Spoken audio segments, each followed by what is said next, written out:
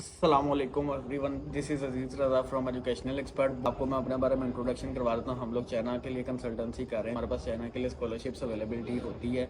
अब चाइना की स्कॉलरशिप्स के बारे में मैं आपको डिटेल दे देता हूँ। चाइना की बेसिक बजट कितना लगता है, चाइना जाने के लिए मिनिमम कितने पैसे हों आपके पास तो आप चाइना जा सकते हो। पाकिस्तान के हालात में डॉलर इस टाइम 280 का आई थिंक डॉलर चल रहा है, और इस प्राइस के हिसाब से कम अज़ कम आपके पास $2000 का बजट होना चाहिए मिनिमम।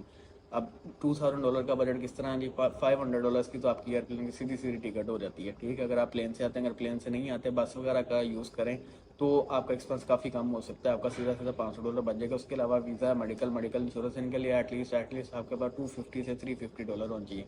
800 RMB की आपकी इंश्योरेंस होती है, मेडिकल आती है, ये लाजमी होती है, इसको आप अवॉइड नहीं कर सकते, आपको करवानी पड़ती है। चाहे आप किसी भी किस्म के वीज़े पे आ रहे हैं, अगर आपका वीज़ा 180 डेज एक्सटेंडेड है तो आपको ये करवानी पड़ती है। मेडिकल इंश्योरेंस, वीज़ा एक्सटेंशन जो चाइना आके मिलती है, जो कि आपको 400 RMB की पड़ती है 1 साल की।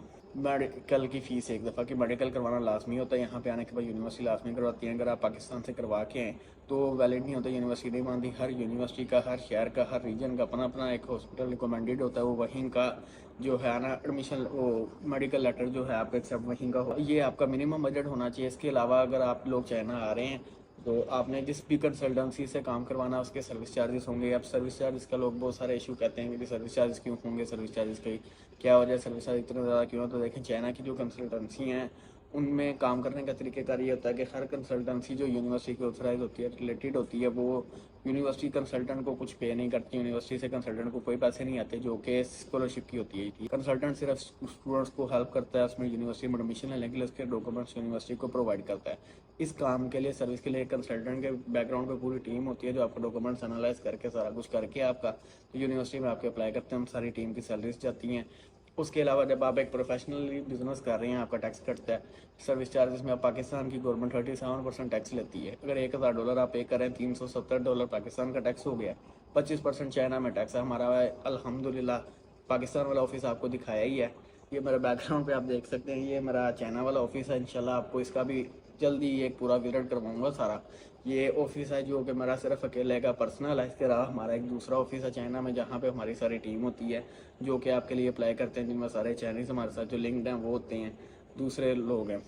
वो दूसरा ऑफिस है जहाँ पे अप्लाई होता है। ये सिर्फ मेरा समझ लो प्राइवेट पर्सनल ऑफिस है, जहाँ पे बैठ के मैं सारा काम और आपके लिए वीडियोस वगैरह बनाना और ये आपकी यूनिवर्सिटी डॉक्यूमेंट्स रिव्यू वगैरह करके सारा कुछ आपसे बातचीत करना, यहाँ मैं वो करता हूँ। वो समझ लें कि अब आप लोग अगर $1000 सर्विस चार्जेस देने हैं, $570 टैक्स कट गया। मैं एक भाई की यूट्यूब पर वीडियो देख रहा था। ये सारी बात करने का मकसद ये है कि वो भाई की वीडियो में भाई कर सके किसी कंसल्टेंट को आपको इतने पैसे 4 लाख 5 लाख देने की जरूरत नहीं है। यूनिवर्सिटी के तो बस इतनी फीस है, ये फीस है, इसमें आप लोग करवाएं तो आपका हो जाएगा। भाई की बात से मैं बिल्कुल एग्री नहीं करूंगा, क्योंकि एक कंसल्टेंट काम कर रहा है तो उसने ये सारे एक्सपेंस मैनेज करने हैं। ठीक है, एक ऑफिस को चलाने का जो मिनिमम कॉस्ट है, एक अगर पाकिस्तान के ऑफिस की बात करें तो 1.5 से 2 लाख रुपये उसकी कॉस्ट आती है। ऑफिस अपना हो, रेंट वगैरह कुछ ना भी हो, फिर भी कम अज़ कम 1 लाख रुपये आपका इलेक्ट्रिसिटी का बिल, स्टाफ की ये वो चीज़ें निकाल के आ रहे थे, और सैलरीज पे चले जाएँ तो वो मंथली कॉस्ट काफ़ी अबव चली जाती है।